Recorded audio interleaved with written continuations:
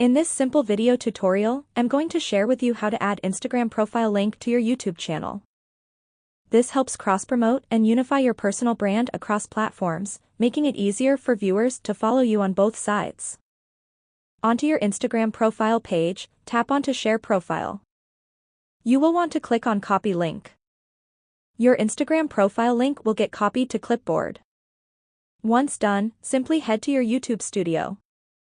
It's the easiest and fastest way to add external links to your YouTube channel. Onto your dashboard, tap right here on your profile icon. Click onto this edit icon. Down below, you will see the option of links. Head to it and tap on Add. Enter your link name. Now here I'll just have to put Instagram. Then paste in the Instagram link and tap on Done. Don't forget to tap on Save. Your Instagram profile link will successfully get added to your YouTube channel.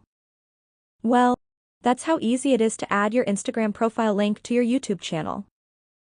If you have any questions, just let me know in the comments section down below. Please don't forget to leave a like, share and subscribe for more video tutorials like this one.